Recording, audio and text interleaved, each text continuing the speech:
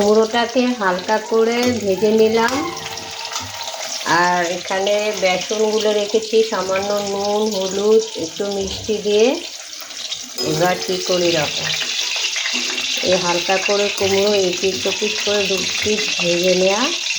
তো এটাকে আমি এটার মধ্যে দিয়ে দেবো, বেসনের গোলাটার মধ্যে।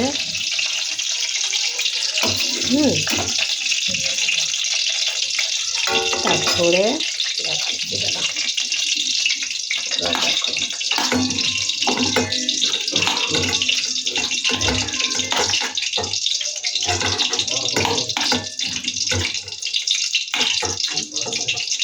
এবার এটা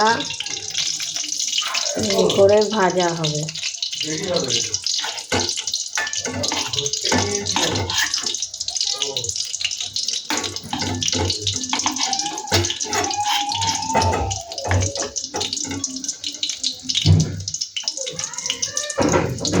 এবার এরকম করে এটা আমি ভেজে নেব।